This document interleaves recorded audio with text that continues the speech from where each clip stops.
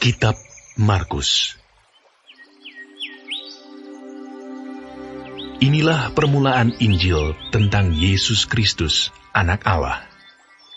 Seperti ada tertulis dalam kitab Nabi Yesaya, "Lihatlah, aku menyuruh utusanku mendahului engkau. Ia akan mempersiapkan jalan bagimu." Ada suara orang yang berseru-seru di padang gurun, "Persiapkanlah jalan untuk Tuhan, luruskanlah jalan baginya." Demikianlah Yohanes Pembaptis tampil di padang gurun dan menyerukan, "Bertobatlah dan berilah dirimu dibaptis, dan Allah akan mengampuni dosamu." Lalu datanglah kepadanya orang-orang dari seluruh daerah Yudea dan semua penduduk Yerusalem. Dan sambil mengaku dosanya, mereka dibaptis di sungai Yordan. Yohanes memakai jubah bulu unta dan ikat pinggang kulit, dan makanannya belalang dan madu hutan. Inilah yang diberitakannya, "Sesudah aku, akan datang Ia yang lebih berkuasa daripadaku. Membungkuk dan membuka tali kasutnya pun aku tidak layak. Aku membaptis kamu dengan air, tetapi Ia akan membaptis kamu dengan Roh Kudus."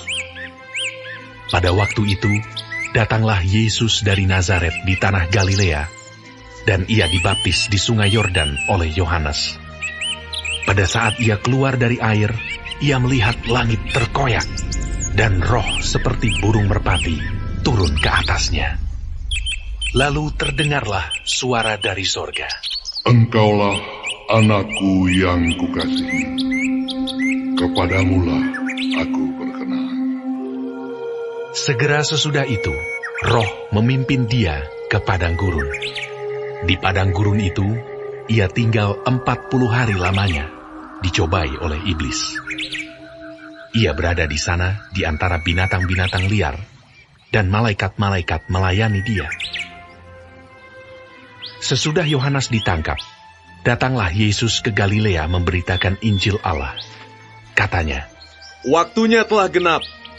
Kerajaan Allah sudah dekat. Bertobatlah dan percayalah kepada Injil."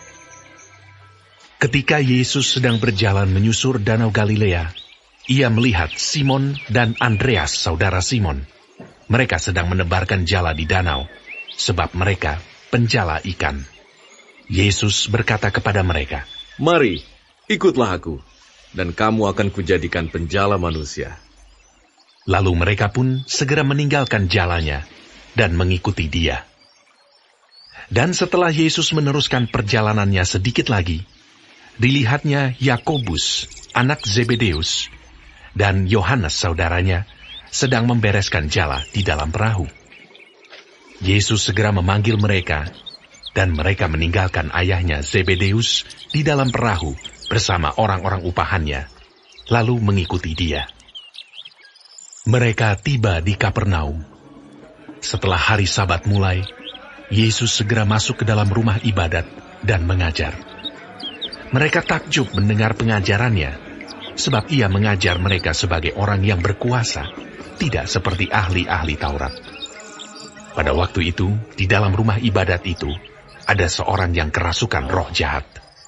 Orang itu berteriak, "Apa urusanmu dengan kami, Yesus, orang Nazaret? Engkau datang hendak membinasakan kami.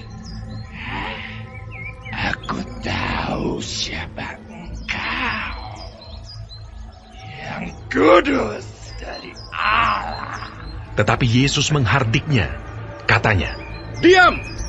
Keluarlah daripadanya!" Roh jahat itu menggoncang-goncang orang itu, dan sambil menjerit dengan suara nyaring, ia keluar daripadanya. Mereka semua takjub, sehingga mereka memperbincangkannya. Katanya, "Apa ini? Suatu ajaran baru. Ia berkata-kata dengan kuasa. Roh-roh jahat pun diperintahnya, dan mereka taat kepadanya." Lalu tersebarlah dengan cepat kabar tentang Dia ke segala penjuru di seluruh Galilea. Sekeluarnya dari rumah ibadat itu, Yesus dengan Yakobus dan Yohanes pergi ke rumah Simon dan Andreas. Ibu mertua Simon terbaring karena sakit demam. Mereka segera memberitahukan keadaannya kepada Yesus. Ia pergi ke tempat perempuan itu, dan sambil memegang tangannya, ia membangunkan dia, lalu lenyaplah demamnya. Kemudian perempuan itu melayani mereka. Menjelang malam, sesudah matahari terbenam, dibawalah kepada Yesus semua orang yang menderita sakit dan yang kerasukan setan. Maka berkerumunlah seluruh penduduk kota itu di depan pintu. Ia menyembuhkan banyak orang yang menderita bermacam-macam penyakit dan mengusir banyak setan. Ia tidak memperbolehkan setan-setan itu berbicara, sebab mereka mengenal Dia. Pagi-pagi benar, waktu hari masih gelap, ia bangun dan pergi keluar. Ia pergi ke tempat yang sunyi dan berdoa di sana. Tetapi Simon dan kawan-kawannya menyusul dia. Waktu menemukan dia, mereka berkata, "Semua orang mencari engkau."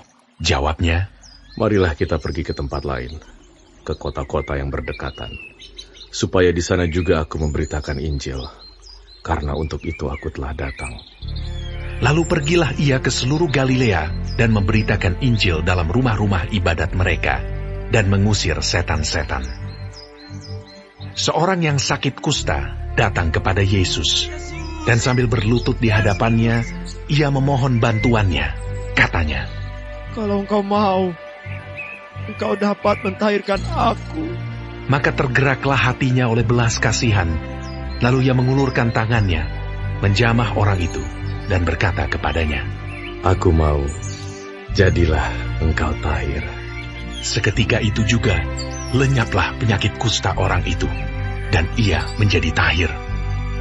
Segera ia menyuruh orang itu pergi, dengan peringatan keras. Ingatlah, janganlah engkau memberitahukan apa-apa tentang hal ini kepada siapapun. Tetapi pergilah, perlihatkanlah dirimu kepada imam, dan persembahkanlah untuk pentahiranmu persembahan, yang diperintahkan oleh Musa, sebagai bukti bagi mereka. Tetapi orang itu pergi memberitakan peristiwa itu, dan menyebarkannya kemana-mana, sehingga Yesus tidak dapat lagi terang-terangan masuk ke dalam kota. Ia tinggal di luar, di tempat-tempat yang sepi. Namun orang terus juga datang kepadanya dari segala penjuru.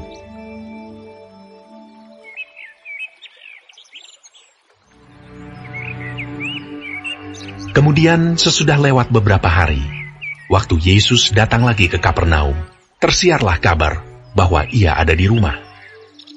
Maka datanglah orang-orang berkerumun, sehingga tidak ada lagi tempat, bahkan di muka pintu pun tidak. Sementara ia memberitakan firman kepada mereka, ada orang-orang datang membawa kepadanya seorang lumpuh, digotong oleh 4 orang. Tetapi mereka tidak dapat membawanya kepadanya karena orang banyak itu. Lalu mereka membuka atap yang di atasnya. Sesudah terbuka, mereka menurunkan tilam tempat orang lumpuh itu terbaring. Ketika Yesus melihat iman mereka, berkatalah ia kepada orang lumpuh itu, Hai anakku, dosamu sudah diampuni. Tetapi di situ ada juga duduk beberapa ahli Taurat. Mereka berpikir dalam hatinya, Mengapa orang ini berkata begitu? Ia menghujat Allah. Siapa yang dapat mengampuni dosa selain daripada Allah sendiri? Tetapi Yesus segera mengetahui dalam hatinya bahwa mereka berpikir demikian. Lalu ia berkata kepada mereka, Mengapa kamu berpikir begitu dalam hatimu? Manakah lebih mudah mengatakan kepada orang lumpuh ini, dosamu sudah diampuni, atau mengatakan, bangunlah, angkatlah tilammu dan berjalan? Tetapi supaya kamu tahu bahwa di dunia ini, anak manusia berkuasa mengampuni dosa. Berkatalah ia kepada orang lumpuh itu, Kepadamu kukatakan, bangunlah, angkatlah tempat tidurmu, dan pulanglah ke rumahmu. Dan orang itu pun bangun, segera mengangkat tempat tidurnya, dan pergi keluar di hadapan orang-orang itu, sehingga mereka semua takjub, lalu memuliakan Allah. Katanya, Yang begini belum pernah kita lihat. Sesudah itu, Yesus pergi lagi ke pantai danau, dan seluruh orang banyak datang kepadanya. Lalu ia mengajar mereka.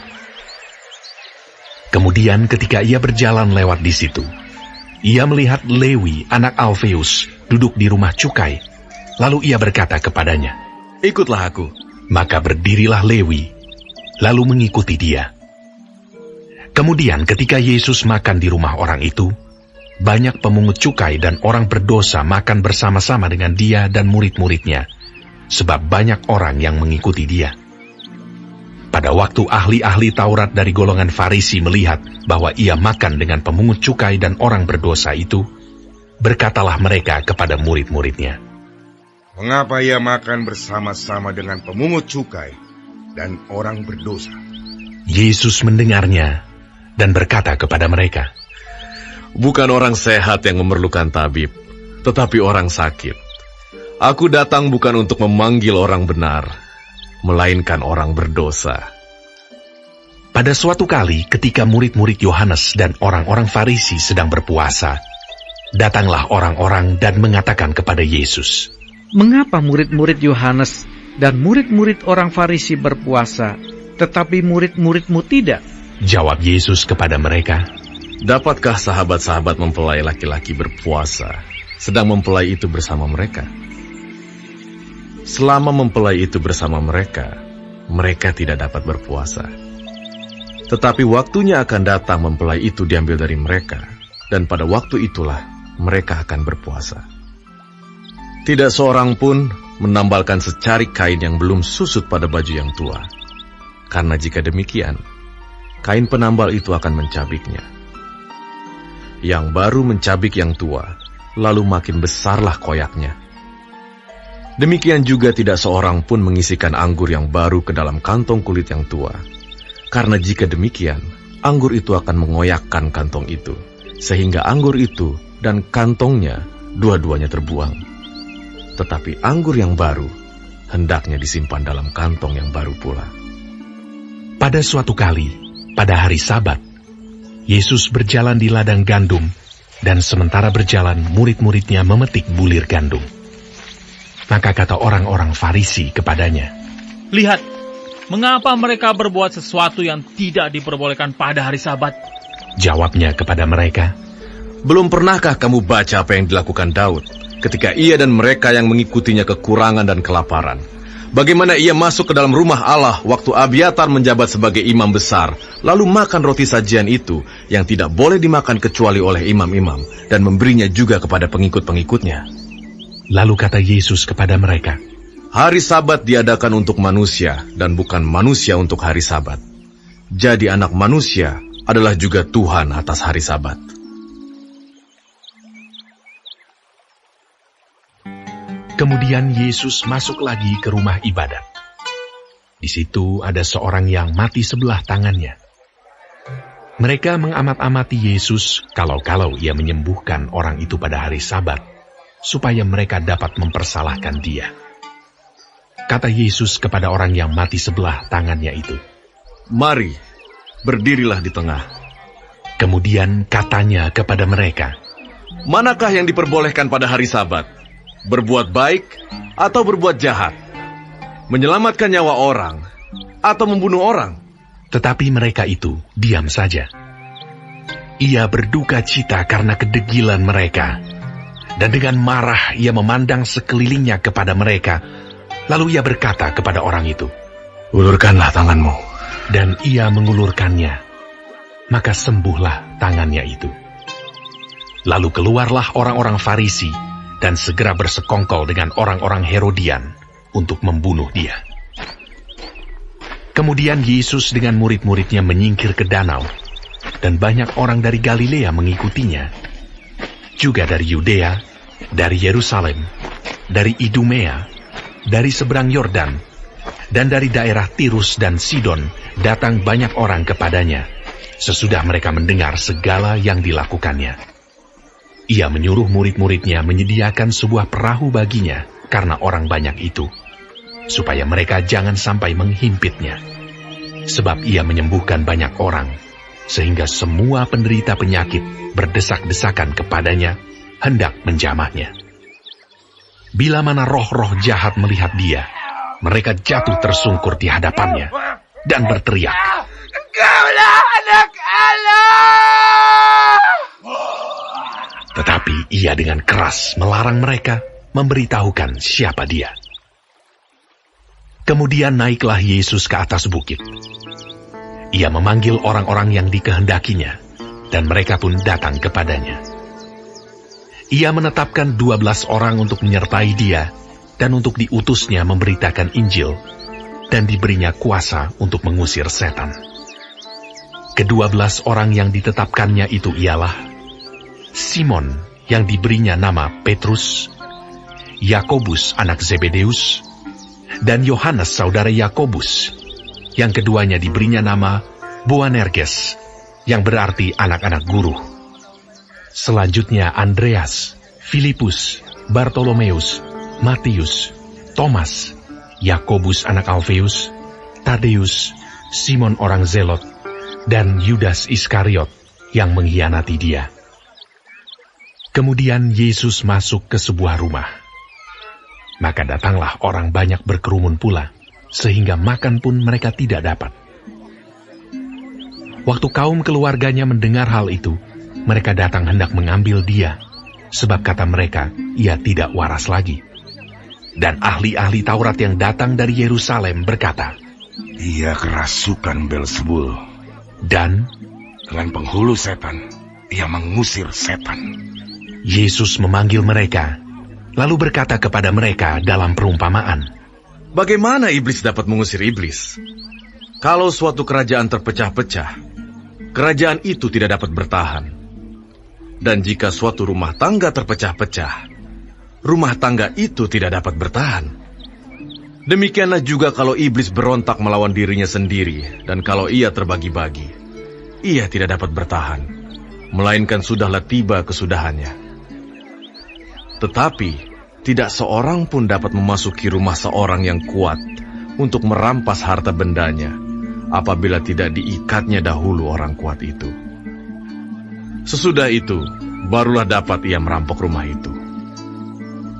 Aku berkata kepadamu, sesungguhnya semua dosa dan hujat anak-anak manusia akan diampuni.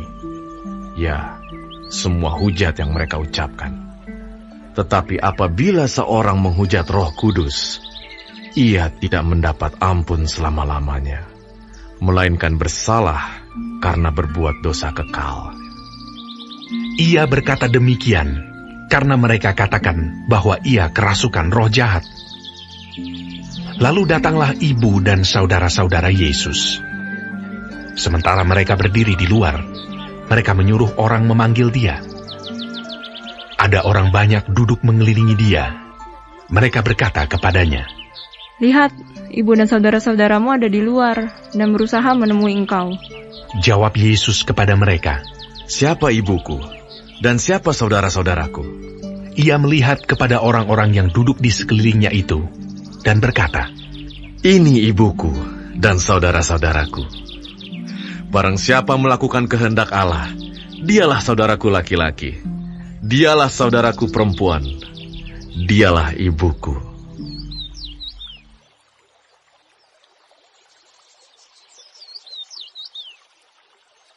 Pada suatu kali, Yesus mulai pula mengajar di tepi danau. Maka datanglah orang banyak yang sangat besar jumlahnya mengerumuni dia, sehingga ia naik ke sebuah perahu yang sedang berlabuh, lalu duduk di situ. Sedangkan semua orang banyak itu di darat, di tepi danau itu. Dan ia mengajarkan banyak hal dalam perumpamaan kepada mereka. Dalam ajarannya itu, ia berkata kepada mereka, Dengarlah, adalah seorang penabur keluar untuk menabur. Pada waktu ia menabur, sebagian benih itu jatuh di pinggir jalan. Lalu datanglah burung dan memakannya sampai habis. Sebagian jatuh di tanah yang berbatu-batu, yang tidak banyak tanahnya.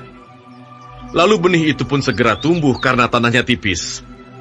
Tetapi sesudah matahari terbit, layulah ia dan menjadi kering karena tidak berakar. Sebagian lagi jatuh di tengah semak duri, Lalu makin besarlah semak itu, dan menghimpitnya sampai mati, sehingga ia tidak berbuah. Dan sebagian jatuh di tanah yang baik. Ia tumbuh dengan suburnya dan berbuah. Hasilnya ada yang 30 kali lipat, ada yang 60 kali lipat, ada yang 100 kali lipat. Dan katanya, siapa mempunyai telinga untuk mendengar, hendaklah ia mendengar. Ketika ia sendirian, pengikut-pengikutnya dan ke-12 murid itu menanyakan dia tentang perumpamaan itu. Jawabnya, kepadamu telah diberikan rahasia kerajaan Allah. Tetapi kepada orang-orang luar, segala sesuatu disampaikan dalam perumpamaan. Supaya sekalipun melihat, mereka tidak menanggap. Sekalipun mendengar, mereka tidak mengerti. Supaya mereka jangan berbalik dan mendapat ampun. Lalu ia berkata kepada mereka, tidakkah kamu mengerti perumpamaan ini? Kalau demikian, bagaimana kamu dapat memahami semua perumpamaan yang lain? Penabur itu menaburkan firman. Orang-orang yang di pinggir jalan, tempat firman itu ditaburkan, ialah mereka yang mendengar firman. Lalu datanglah iblis dan mengambil firman yang baru ditaburkan di dalam mereka. Demikian juga yang ditaburkan di tanah yang berbatu-batu. Ialah orang-orang yang mendengar firman itu dan segera menerimanya dengan gembira. Tetapi mereka tidak berakar dan tahan sebentar saja. Apabila kemudian datang penindasan atau penganiayaan karena firman itu, mereka segera murtad. Dan yang lain ialah yang ditaburkan di tengah semak duri. Itulah yang mendengar firman itu. Lalu kekhawatiran dunia ini dan tipu daya kekayaan dan keinginan-keinginan akan hal yang lain masuklah menghimpit firman itu sehingga tidak berbuah. Dan akhirnya yang ditaburkan di tanah yang baik ialah orang yang mendengar dan menyambut firman itu lalu berbuah. Ada yang 30 kali lipat, ada yang 60 kali lipat, dan ada yang 100 kali lipat. Lalu Yesus berkata kepada mereka, orang membawa pelita bukan supaya ditempatkan di bawah gantang atau di bawah tempat tidur, melainkan supaya ditaruh di atas kaki Dian. Sebab tidak ada sesuatu yang tersembunyi yang tidak akan dinyatakan, dan tidak ada sesuatu yang rahasia yang tidak akan tersingkap. Barang siapa mempunyai telinga untuk mendengar, hendaklah ia mendengar. Lalu ia berkata lagi, camkanlah apa yang kamu dengar. Ukuran yang kamu pakai untuk mengukur akan diukurkan kepadamu, dan di samping itu akan ditambah lagi kepadamu. Karena siapa yang mempunyai, kepadanya akan diberi. Tetapi siapa yang tidak mempunyai, apapun juga yang ada padanya akan diambil daripadanya. Lalu kata Yesus, beginilah hal kerajaan Allah itu. Seumpama orang yang menaburkan benih di tanah. Lalu pada malam hari ia tidur dan pada siang hari ia bangun. Dan benih itu mengeluarkan tunas dan tunas itu makin tinggi. Bagaimana terjadinya tidak diketahui orang itu. Bumi dengan sendirinya mengeluarkan buah. Mula-mula tangkainya, lalu bulirnya, kemudian butir-butir yang penuh isinya dalam bulir itu. Apabila buah itu sudah cukup masak, orang itu segera menyabit, sebab musim menuai sudah tiba. Katanya lagi, dengan apa hendak kita membandingkan kerajaan Allah itu? Atau dengan perumpamaan manakah hendaknya kita menggambarkannya?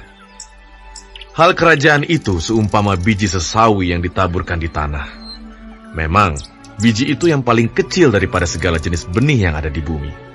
Tetapi apabila ia ditaburkan, ia tumbuh dan menjadi lebih besar daripada segala sayuran yang lain, dan mengeluarkan cabang-cabang yang besar, sehingga burung-burung di udara dapat bersarang dalam naungannya.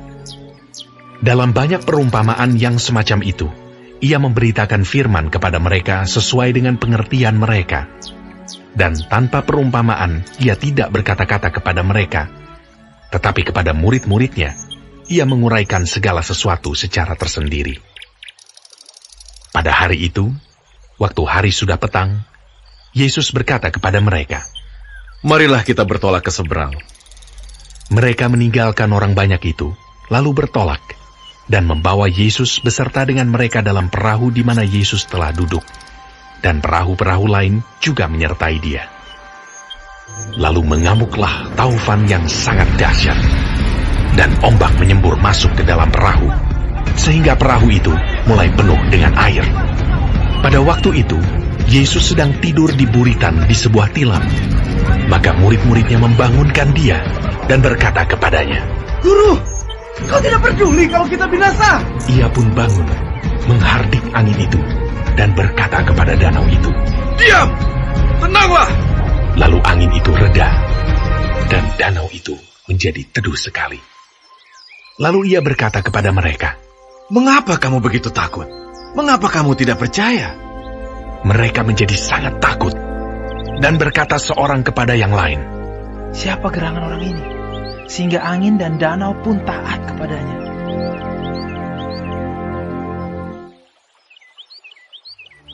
Lalu sampailah mereka di seberang danau, di daerah orang Gerasa.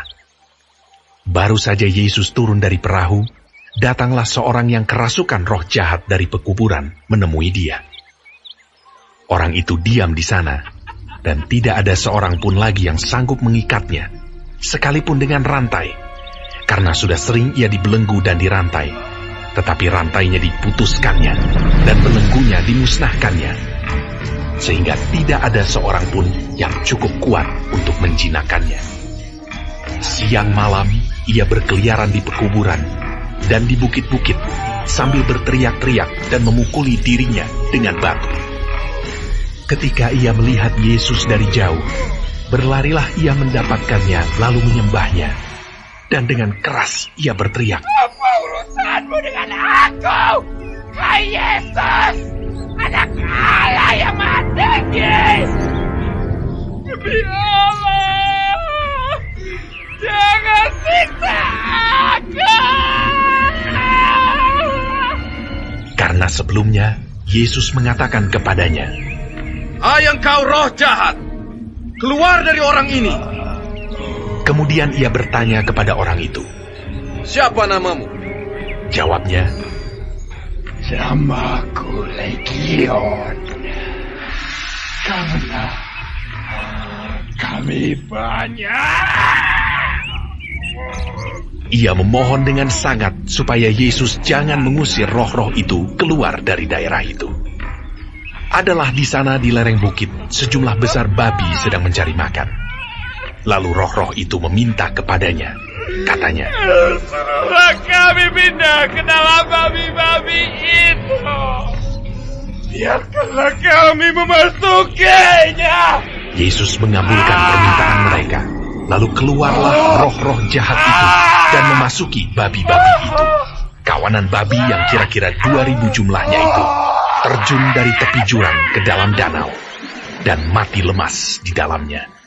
Maka larilah penjaga-penjaga babi itu dan menceritakan hal itu di kota dan di kampung-kampung sekitarnya. Lalu keluarlah orang untuk melihat apa yang terjadi. Mereka datang kepada Yesus dan melihat orang yang kerasukan itu duduk, sudah berpakaian, dan sudah waras. Orang yang tadinya kerasukan legion itu. Maka takutlah mereka. Orang-orang yang telah melihat sendiri hal itu menceritakan kepada mereka tentang apa yang telah terjadi atas orang yang kerasukan setan itu dan tentang babi-babi itu. Lalu mereka mendesak Yesus supaya ia meninggalkan daerah mereka. Pada waktu Yesus naik lagi ke dalam perahu, orang yang tadinya kerasukan setan itu meminta supaya ia diperkenankan menyertai dia. Yesus tidak memperkenankannya, tetapi ia berkata kepada orang itu, Pulanglah ke rumahmu, kepada orang-orang sekampungmu, dan beritahukanlah kepada mereka segala sesuatu yang telah diperbuat oleh Tuhan atasmu, dan bagaimana Ia telah mengasihani engkau. Orang itu pun pergilah dan mulai memberitakan di daerah Dekapolis segala apa yang telah diperbuat Yesus atas dirinya, dan mereka semua menjadi heran. Sesudah Yesus menyeberang lagi dengan perahu, orang banyak berbondong-bondong datang lalu mengerumuni dia.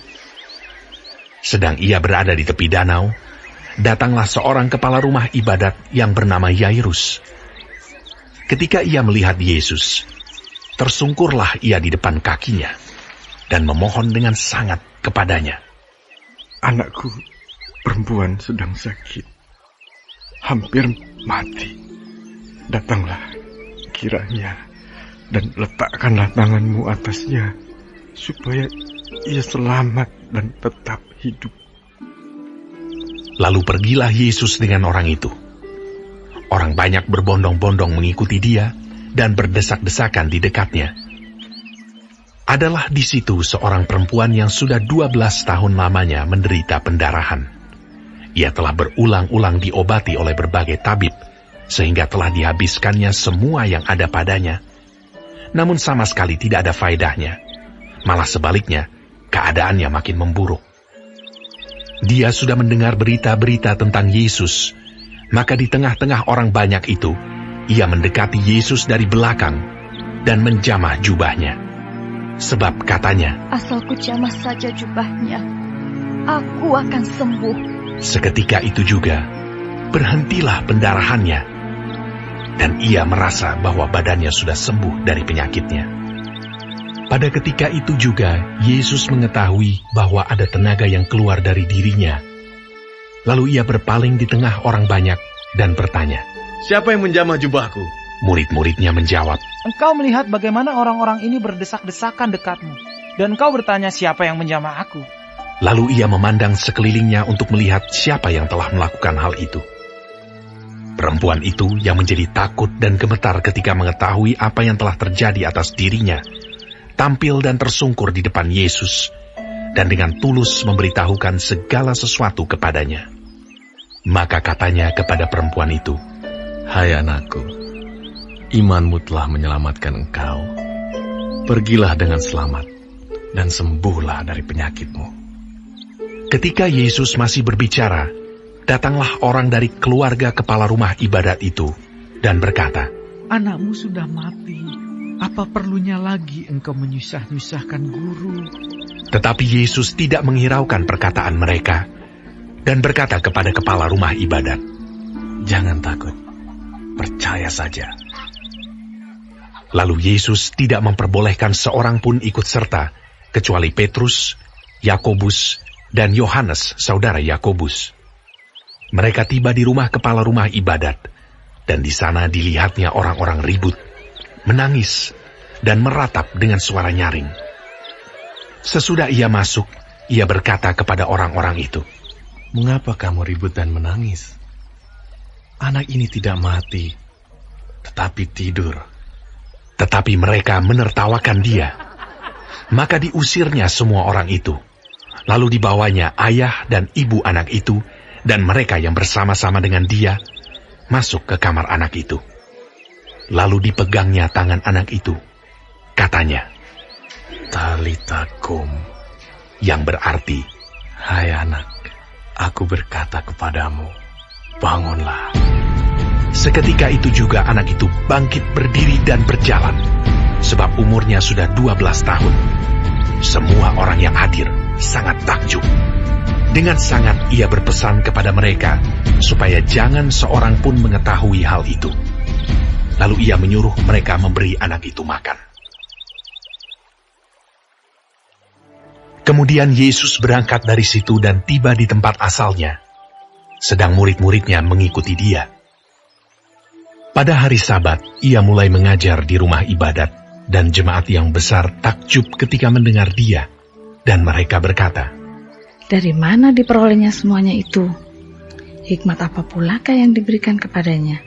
Dan mujizat-mujizat yang demikian, bagaimanakah dapat diadakan oleh tangannya?" Bukankah ia ini tukang kayu? Anak Maria, saudara Yakobus, Yoses, Yudas, dan Simon? Dan bukankah saudara-saudaranya yang perempuan ada bersama kita?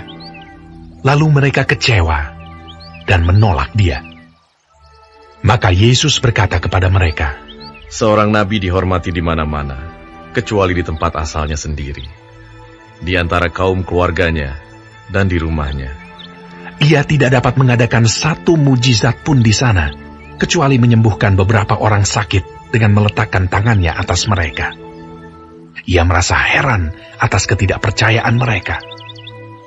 Lalu Yesus berjalan keliling dari desa ke desa sambil mengajar. Ia memanggil ke-12 murid itu dan mengutus mereka berdua-dua. Ia memberi mereka kuasa atas roh-roh jahat dan berpesan kepada mereka supaya jangan membawa apa-apa dalam perjalanan mereka kecuali tongkat, roti pun jangan, bekal pun jangan, uang dalam ikat pinggang pun jangan. Boleh memakai alas kaki, tetapi jangan memakai 2 baju. Katanya selanjutnya kepada mereka, "Kalau di suatu tempat kamu sudah diterima dalam suatu rumah, tinggallah di situ sampai kamu berangkat dari tempat itu. Dan kalau ada suatu tempat yang tidak mau menerima kamu, dan kalau mereka tidak mau mendengarkan kamu, keluarlah dari situ, dan kebaskanlah debu yang di kakimu sebagai peringatan bagi mereka." Lalu pergilah mereka memberitakan bahwa orang harus bertobat, dan mereka mengusir banyak setan, dan mengoles banyak orang sakit dengan minyak, dan menyembuhkan mereka. Raja Herodes juga mendengar tentang Yesus, sebab namanya sudah terkenal, dan orang mengatakan, Yohanes Pembaptis sudah bangkit dari antara orang mati, dan itulah sebabnya kuasa-kuasa itu bekerja di dalam dia. Yang lain mengatakan, Dia itu Elia. Yang lain lagi mengatakan, Dia itu seorang nabi, sama seperti nabi-nabi yang dahulu. Waktu Herodes mendengar hal itu, ia berkata, "Bukan, dia itu Yohanes yang sudah kupenggal kepalanya dan yang bangkit lagi." Sebab memang Herodeslah yang menyuruh orang menangkap Yohanes dan membelenggunya di penjara, berhubung dengan peristiwa Herodias, istri Filipus saudaranya, karena Herodes telah mengambilnya sebagai istri. Karena Yohanes pernah menegur Herodes, "Tidak halal engkau mengambil istri saudaramu." Karena itu, Herodias menaruh dendam pada Yohanes dan bermaksud untuk membunuh dia, tetapi tidak dapat, sebab Herodes segan akan Yohanes, karena ia tahu bahwa Yohanes adalah orang yang benar dan suci, jadi ia melindunginya. Tetapi apabila ia mendengarkan Yohanes, hatinya selalu terombang-ambing, namun ia merasa senang juga mendengarkan dia. Akhirnya tiba juga kesempatan yang baik bagi Herodias, ketika Herodes pada hari ulang tahunnya mengadakan perjamuan untuk pembesar-pembesarnya, perwira-perwiranya, dan orang-orang terkemuka di Galilea. Pada waktu itu, anak perempuan Herodias tampil lalu menari, dan ia menyukakan hati Herodes dan tamu-tamunya. Raja berkata kepada gadis itu, "Minta daripadaku apa saja yang kau ingini, maka akan kuberikan kepadamu." Lalu bersumpah kepadanya, "Apa saja yang kau minta akan kuberikan kepadamu, sekalipun setengah dari kerajaanku." Anak itu pergi dan menanyakan ibunya, "Apa yang harus kuminta?" Jawabnya, "Kepala Yohanes Pembaptis." Maka cepat-cepat ia pergi kepada raja dan meminta, "Aku mau supaya sekarang juga engkau berikan kepadaku kepala Yohanes Pembaptis di sebuah talam." Lalu sangat sedihlah hati raja, tetapi karena sumpahnya dan karena tamu-tamunya, ia tidak mau menolaknya. Raja segera menyuruh seorang pengawal dengan perintah supaya mengambil kepala Yohanes. Orang itu pergi dan memenggal kepala Yohanes di penjara. Ia membawa kepala itu di sebuah talam dan memberikannya kepada gadis itu, dan gadis itu memberikannya pula kepada ibunya. Ketika murid-murid Yohanes mendengar hal itu, mereka datang dan mengambil mayatnya, lalu membaringkannya dalam kuburan. Kemudian rasul-rasul itu kembali berkumpul dengan Yesus dan memberitahukan kepadanya semua yang mereka kerjakan dan ajarkan. Lalu ia berkata kepada mereka, "Marilah ke tempat yang sunyi, supaya kita sendirian, dan beristirahatlah seketika. Sebab memang begitu banyaknya orang yang datang dan yang pergi, sehingga makan pun mereka tidak sempat." Maka berangkatlah mereka untuk mengasingkan diri dengan perahu ke tempat yang sunyi. Tetapi pada waktu mereka bertolak, banyak orang melihat mereka dan mengetahui tujuan mereka. Dengan mengambil jalan darat, segeralah datang orang dari semua kota ke tempat itu, sehingga mendahului mereka. Ketika Yesus mendarat, ia melihat sejumlah besar orang banyak. Maka tergeraklah hatinya oleh belas kasihan kepada mereka, karena mereka seperti domba yang tidak mempunyai gembala. Lalu mulailah ia mengajarkan banyak hal kepada mereka. Pada waktu hari sudah mulai malam, datanglah murid-muridnya kepadanya dan berkata, Tempat ini sunyi, dan hari sudah mulai malam. Suruhlah mereka pergi, supaya mereka dapat membeli makanan di desa-desa dan di kampung-kampung di sekitar ini. Tetapi jawabnya, kamu harus memberi mereka makan. Kata mereka kepadanya, Jadi, haruskah kami membeli roti seharga 200 dinar untuk memberi mereka makan? tetapi ia berkata kepada mereka, Berapa banyak roti yang ada padamu? Cobalah periksa. Sesudah memeriksanya, mereka berkata, 5 roti dan 2 ikan. Lalu ia menyuruh orang-orang itu supaya semua duduk berkelompok-kelompok di atas rumput hijau. Maka duduklah mereka berkelompok-kelompok. Ada yang 100, ada yang 50 orang. Dan setelah ia mengambil 5 roti dan 2 ikan itu, ia menengadah ke langit dan mengucap berkat, lalu memecah-mecahkan roti itu dan memberikannya kepada murid-muridnya, supaya dibagi-bagikan kepada orang-orang itu. Begitu juga kedua ikan itu dibagi-bagikannya kepada semua mereka. Dan mereka semuanya makan sampai kenyang. Kemudian orang mengumpulkan potongan-potongan roti, 12 bakul penuh, selain daripada sisa-sisa ikan. Yang ikut makan roti itu ada 5.000 orang laki-laki. Sesudah itu, Yesus segera memerintahkan murid-muridnya naik ke perahu dan berangkat lebih dulu ke seberang, ke Betsaida. Sementara itu ia menyuruh orang banyak pulang. Setelah ia berpisah dari mereka, ia pergi ke bukit untuk berdoa. Ketika hari sudah malam, perahu itu sudah di tengah danau, sedang Yesus tinggal sendirian di darat.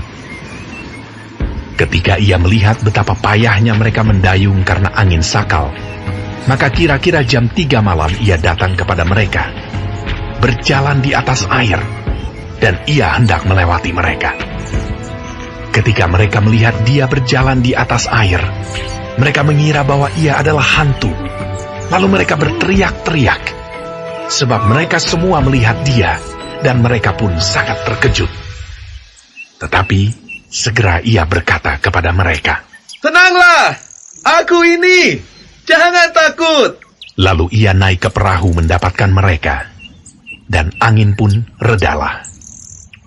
Mereka sangat tercengang dan bingung, sebab sesudah peristiwa roti itu, mereka belum juga mengerti, dan hati mereka tetap degil. Setibanya di seberang, Yesus dan murid-muridnya mendarat di Genesaret dan berlabuh di situ. Ketika mereka keluar dari perahu, orang segera mengenal Yesus. Maka berlari-larilah mereka ke seluruh daerah itu, dan mulai mengusung orang-orang sakit di atas tilamnya kepada Yesus, di mana saja kabarnya ia berada. Kemanapun ia pergi, ke desa-desa, ke kota-kota, atau ke kampung-kampung, orang meletakkan orang-orang sakit di pasar dan memohon kepadanya, supaya mereka diperkenankan hanya menjamah jubah-jubahnya saja. Dan semua orang yang menjamahnya menjadi sembuh.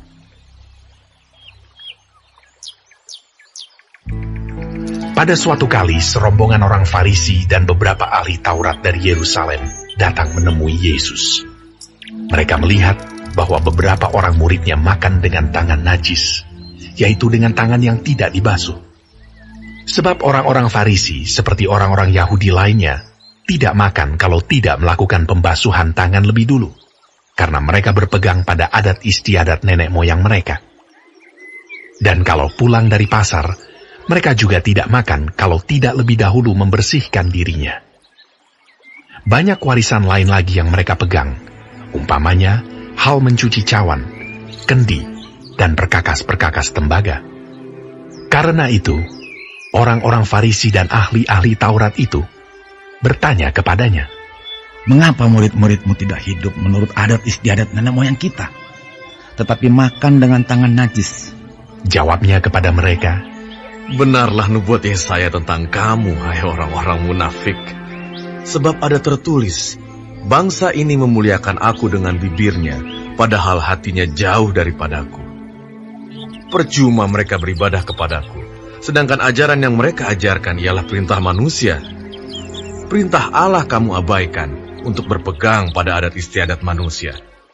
Yesus berkata pula kepada mereka, Sungguh pandai kamu mengesampingkan perintah Allah, supaya kamu dapat memelihara adat istiadatmu sendiri. Karena Musa telah berkata, hormatilah ayahmu dan ibumu, dan siapa yang mengutuki ayahnya atau ibunya harus mati. Tetapi kamu berkata, kalau seorang berkata kepada bapanya atau ibunya, apa yang ada padaku yang dapat digunakan untuk pemeliharaanmu sudah digunakan untuk korban, yaitu persembahan kepada Allah, maka kamu tidak membiarkannya lagi berbuat sesuatu pun untuk bapanya atau ibunya. Dengan demikian, firman Allah kamu nyatakan tidak berlaku demi adat istiadat yang kamu ikuti itu. Dan banyak hal lain seperti itu yang kamu lakukan. Lalu Yesus memanggil lagi orang banyak dan berkata kepada mereka, Kamu semua, dengarlah kepadaku dan camkanlah. Apapun dari luar yang masuk ke dalam seseorang tidak dapat menajiskannya. Tetapi apa yang keluar dari seseorang, itulah yang menajiskannya. Barang siapa bertelinga untuk mendengar, hendaklah ia mendengar. Sesudah ia masuk ke sebuah rumah untuk menyingkir dari orang banyak, murid-muridnya bertanya kepadanya tentang arti perumpamaan itu. Maka jawabnya, Apakah kamu juga tidak dapat memahaminya? Tidak tahukah kamu bahwa segala sesuatu dari luar yang masuk ke dalam seseorang tidak dapat menajiskannya? Karena bukan masuk ke dalam hati, tetapi ke dalam perutnya, lalu dibuang di jamban. Dengan demikian, ia menyatakan semua makanan halal. Katanya lagi, apa yang keluar dari seseorang, itulah yang menajiskannya. Sebab dari dalam, dari hati orang, timbul segala pikiran jahat, percabulan, pencurian, pembunuhan, perzinahan, keserakahan, kejahatan, kelicikan, hawa nafsu, iri hati, hujat, kesombongan, kebebalan. Semua hal-hal jahat ini timbul dari dalam dan menajiskan orang. Lalu Yesus berangkat dari situ dan pergi ke daerah Tirus. Ia masuk ke sebuah rumah dan tidak mau bahwa ada orang yang mengetahuinya. Tetapi kedatangannya tidak dapat dirahasiakan. Malah seorang ibu yang anaknya perempuan kerasukan roh jahat segera mendengar tentang dia, lalu datang dan tersungkur di depan kakinya. Perempuan itu seorang Yunani bangsa Siro-Fenisia. Ia memohon kepada Yesus untuk mengusir setan itu dari anaknya. Lalu Yesus berkata kepadanya, Biarlah anak-anak kenyang dahulu, sebab tidak patut mengambil roti yang disediakan bagi anak-anak dan melemparkannya kepada anjing. Tetapi perempuan itu menjawab, Benar Tuhan, tetapi anjing yang di bawah meja juga makan remah-remah yang dijatuhkan anak-anak. Maka kata Yesus kepada perempuan itu, Karena kata-katamu itu, pergilah sekarang, sebab setan itu sudah keluar dari anakmu. Perempuan itu pulang ke rumahnya, lalu didapatinya anak itu berbaring di tempat tidur, sedang setan itu sudah keluar. Kemudian Yesus meninggalkan pula daerah Tirus, dan dengan melalui Sidon pergi ke Danau Galilea di tengah-tengah daerah Dekapolis. Di situ orang membawa kepadanya seorang yang tuli dan yang gagap, dan memohon kepadanya supaya ia meletakkan tangannya atas orang itu. Dan sesudah Yesus memisahkan dia dari orang banyak, sehingga mereka sendirian, ia memasukkan jarinya ke telinga orang itu. Lalu ia meludah dan meraba lidah orang itu. Kemudian sambil menengadah ke langit, Yesus menarik nafas dan berkata kepadanya, Efata. Artinya, terbukalah. Maka terbukalah telinga orang itu, dan seketika itu terlepas pulalah pengikat lidahnya. Lalu ia berkata-kata dengan baik. Yesus berpesan kepada orang-orang yang ada di situ, supaya jangan menceritakannya kepada siapapun juga. Tetapi makin dilarangnya mereka, makin luas mereka memberitakannya. Mereka takjub dan tercengang, dan berkata, Ia menjadikan segala-galanya baik. yang tuli dijadikannya mendengar, yang bisu dijadikannya berkata-kata. Pada waktu itu ada pula orang banyak di situ yang besar jumlahnya, dan karena mereka tidak mempunyai makanan, Yesus memanggil murid-muridnya dan berkata, "Hatiku tergerak oleh belas kasihan kepada orang banyak ini. Sudah 3 hari mereka mengikuti aku, dan mereka tidak mempunyai makanan. Dan jika mereka kusuruh pulang ke rumahnya dengan lapar, mereka akan rebah di jalan, sebab ada yang datang dari jauh." Murid-muridnya menjawab, "Bagaimana di tempat yang sunyi ini, orang dapat memberi mereka roti sampai kenyang?" Yesus bertanya kepada mereka, "Berapa roti ada padamu?" Jawab mereka, 7. Lalu ia menyuruh orang banyak itu duduk di tanah. Sesudah itu, ia mengambil ke-7 roti itu, mengucap syukur, memecah-mecahkannya, dan memberikannya kepada murid-muridnya untuk dibagi-bagikan. Dan mereka memberikannya kepada orang banyak. Mereka juga mempunyai beberapa ikan, dan sesudah mengucap berkat atasnya, ia menyuruh supaya ikan itu juga dibagi-bagikan. Dan mereka makan sampai kenyang. Kemudian orang mengumpulkan potongan-potongan roti yang sisa sebanyak 7 bakul. Mereka itu ada kira-kira 4.000 orang. Lalu Yesus menyuruh mereka pulang. Ia segera naik ke perahu dengan murid-muridnya dan bertolak ke daerah Dalmanuta. Lalu muncullah orang-orang Farisi dan bersoal jawab dengan Yesus. Untuk mencobai dia, mereka meminta daripadanya suatu tanda dari sorga. Maka mengeluhlah ia dalam hatinya dan berkata, "Mengapa angkatan ini meminta tanda? Aku berkata kepadamu, sesungguhnya kepada angkatan ini sekali-kali tidak akan diberi tanda." Ia meninggalkan mereka. Ia naik pula ke perahu dan bertolak ke seberang. Kemudian ternyata murid-murid Yesus lupa membawa roti, hanya sebuah saja yang ada pada mereka dalam perahu. Lalu Yesus memperingatkan mereka. Katanya, "Berjaga-jagalah, dan awaslah terhadap ragi orang Farisi dan ragi Herodes." Maka mereka berpikir-pikir, dan seorang berkata kepada yang lain, "Itu dikatakannya karena kita tidak mempunyai roti." Dan ketika Yesus mengetahui apa yang mereka perbincangkan, ia berkata, "Mengapa kamu memperbincangkan soal tidak ada roti? Belum jugakah kamu faham dan mengerti? Telah dekilkah hatimu? Kamu mempunyai mata. Tidakkah kamu melihat? Dan kamu mempunyai telinga. Tidakkah kamu mendengar? Tidakkah kamu ingat lagi pada waktu aku memecah-mecahkan 5 roti untuk 5.000 orang itu? Berapa bakul penuh potongan-potongan roti kamu kumpulkan?" Jawab mereka, 12 bakul. "Dan pada waktu 7 roti untuk 4.000 orang itu, berapa bakul penuh potongan-potongan roti kamu kumpulkan?" Jawab mereka, 7 bakul. Lalu katanya kepada mereka, "Masihkah kamu belum mengerti?" Kemudian tibalah Yesus dan murid-muridnya di Betsaida. Di situ orang membawa kepada Yesus seorang buta, dan mereka memohon kepadanya supaya ia menjamah dia. Yesus memegang tangan orang buta itu dan membawa dia keluar kampung.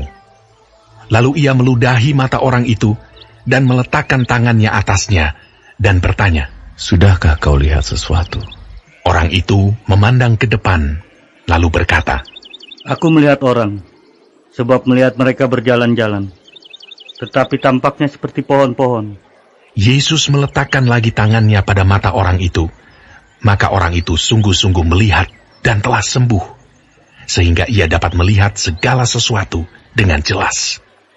Sesudah itu, Yesus menyuruh dia pulang ke rumahnya dan berkata, "Jangan masuk ke kampung." Kemudian Yesus beserta murid-muridnya berangkat ke kampung-kampung di sekitar Kaisarea Filipi. Di tengah jalan, ia bertanya kepada murid-muridnya. Katanya, "Kata orang, siapakah aku ini?" Jawab mereka, "Ada yang mengatakan Yohanes Pembaptis, ada juga yang mengatakan Elia, ada pula yang mengatakan seorang dari para nabi." Ia bertanya kepada mereka, "Tetapi, apa katamu? Siapakah aku ini?" Maka jawab Petrus, "Engkau adalah Mesias." Lalu Yesus melarang mereka dengan keras supaya jangan memberitahukan kepada siapapun tentang Dia. Kemudian mulailah Yesus mengajarkan kepada mereka bahwa Anak Manusia harus menanggung banyak penderitaan dan ditolak oleh tua-tua, imam-imam kepala, dan ahli-ahli Taurat, lalu dibunuh dan bangkit sesudah 3 hari. Hal ini dikatakannya dengan terus terang. Tetapi Petrus menarik Yesus ke samping dan menegur dia. Maka berpalinglah Yesus dan sambil memandang murid-muridnya, ia memarahi Petrus. Katanya, "Hanyalah iblis, sebab engkau bukan memikirkan apa yang dipikirkan Allah, melainkan apa yang dipikirkan manusia." Lalu Yesus memanggil orang banyak dan murid-muridnya dan berkata kepada mereka, "Setiap orang yang mau mengikut aku, ia harus menyangkal dirinya, memikul salibnya, dan mengikut aku.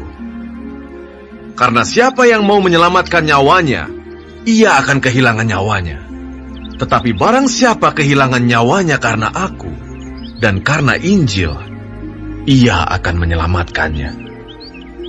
Apa gunanya seorang memperoleh seluruh dunia, tetapi ia kehilangan nyawanya?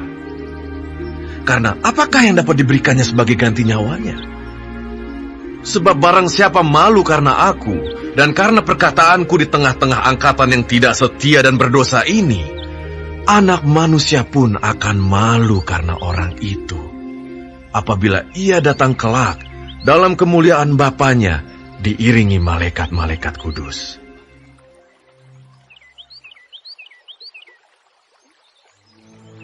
Katanya lagi kepada mereka, "Aku berkata kepadamu, sesungguhnya di antara orang yang hadir di sini, ada yang tidak akan mati sebelum mereka melihat bahwa kerajaan Allah telah datang dengan kuasa." 6 hari kemudian, Yesus membawa Petrus, Yakobus, dan Yohanes, dan bersama-sama dengan mereka, ia naik ke sebuah gunung yang tinggi.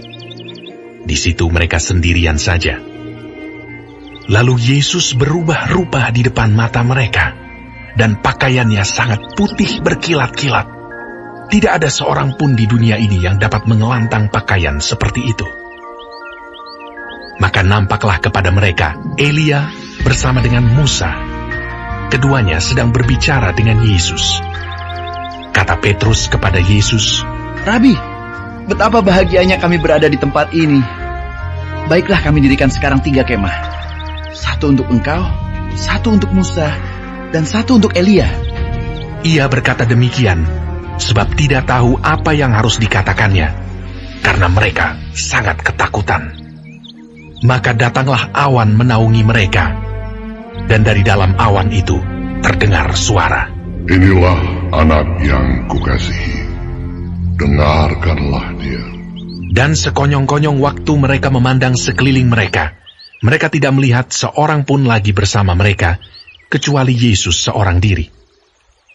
Pada waktu mereka turun dari gunung itu, Yesus berpesan kepada mereka supaya mereka jangan menceritakan kepada seorang pun apa yang telah mereka lihat itu, sebelum Anak Manusia bangkit dari antara orang mati. Mereka memegang pesan tadi sambil mempersoalkan di antara mereka apa yang dimaksud dengan bangkit dari antara orang mati. Lalu mereka bertanya kepadanya, "Mengapa ahli-ahli Taurat berkata bahwa Elia harus datang dahulu?" Jawab Yesus, "Memang Elia akan datang dahulu dan memulihkan segala sesuatu. Hanya bagaimanakah dengan yang ada tertulis mengenai Anak Manusia, bahwa ia akan banyak menderita dan akan dihinakan? Tetapi aku berkata kepadamu, memang Elia sudah datang, dan orang memperlakukan dia menurut kehendak mereka, sesuai dengan yang ada tertulis tentang dia." Ketika Yesus, Petrus, Yakobus, dan Yohanes kembali pada murid-murid lain, mereka melihat orang banyak mengerumuni murid-murid itu, dan beberapa ahli Taurat sedang mempersoalkan sesuatu dengan mereka. Pada waktu orang banyak itu melihat Yesus, tercenganglah mereka semua dan bergegas menyambut dia. Lalu Yesus bertanya kepada mereka, "Apa yang kamu persoalkan dengan mereka?" Kata seorang dari orang banyak itu, "Guru, anakku ini kubawa kepadamu, karena ia kerasukan roh yang membisukan dia.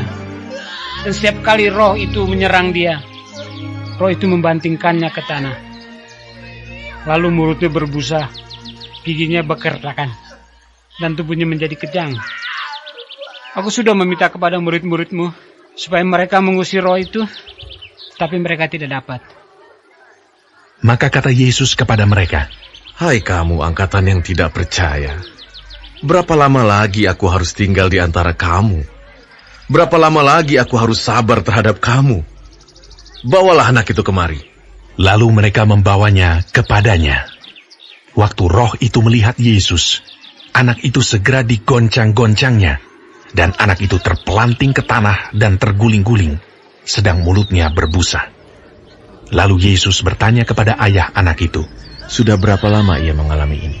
Jawabnya, Sejak masa kecilnya. Dan seringkali roh itu menyeretnya ke dalam api ataupun ke dalam air untuk membinasakannya. Sebab itu, jika engkau dapat berbuat sesuatu, tolonglah kami dan kasihanilah kami. Jawab Yesus, "Katamu, jika engkau dapat. Tidak ada yang mustahil bagi orang yang percaya." Segera ayah anak itu berteriak, Aku percaya, tolonglah aku yang tidak percaya ini.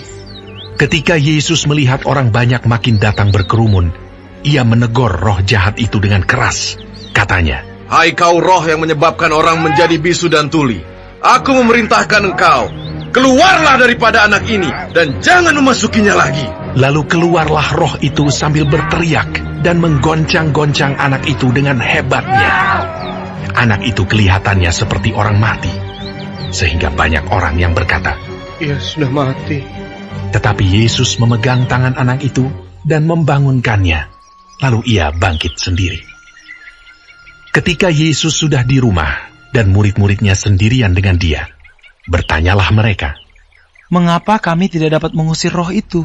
Jawabnya kepada mereka, "Jenis ini tidak dapat diusir kecuali dengan berdoa."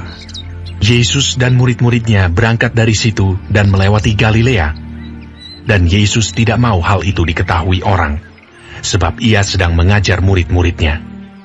Ia berkata kepada mereka, "Anak manusia akan diserahkan ke dalam tangan manusia, dan mereka akan membunuh dia. Dan 3 hari sesudah ia dibunuh, ia akan bangkit." Mereka tidak mengerti perkataan itu, namun segan menanyakannya kepadanya. Kemudian tibalah Yesus dan murid-muridnya di Kapernaum. Ketika Yesus sudah di rumah, ia bertanya kepada murid-muridnya, "Apa yang kamu perbincangkan tadi di tengah jalan?" Tetapi mereka diam, sebab di tengah jalan tadi mereka mempertengkarkan siapa yang terbesar di antara mereka. Lalu Yesus duduk dan memanggil ke-12 murid itu. Katanya kepada mereka, "Jika seseorang ingin menjadi yang terdahulu, hendaklah ia menjadi yang terakhir dari semuanya, dan pelayan dari semuanya." Maka Yesus mengambil seorang anak kecil dan menempatkannya di tengah-tengah mereka. Kemudian ia memeluk anak itu dan berkata kepada mereka, "Barang siapa menyambut seorang anak seperti ini dalam namaku, ia menyambut aku.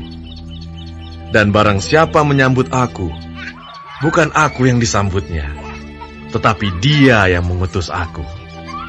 Kata Yohanes kepada Yesus, "Guru, kami lihat seorang yang bukan pengikut kita mengusir setan demi namamu. Lalu kami cegah orang itu, karena ia bukan pengikut kita." Tetapi kata Yesus, "Jangan kamu cegah dia, sebab tidak seorang pun yang telah mengadakan mujizat demi namaku dapat seketika itu juga mengumpat aku.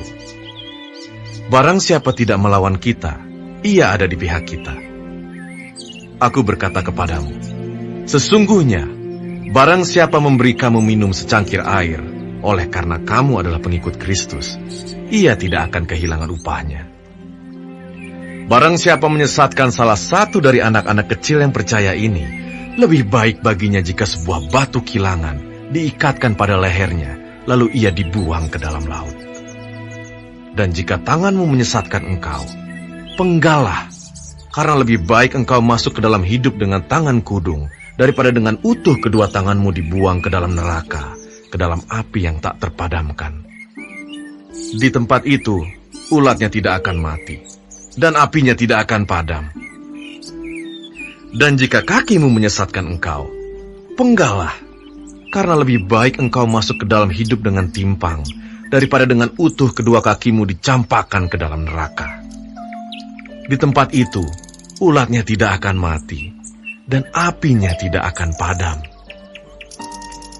Dan jika matamu menyesatkan engkau, cungkilah, karena lebih baik engkau masuk ke dalam kerajaan Allah dengan bermata satu, daripada dengan bermata dua dicampakkan ke dalam neraka, di mana ulat-ulat bangkai tidak mati dan api tidak padam.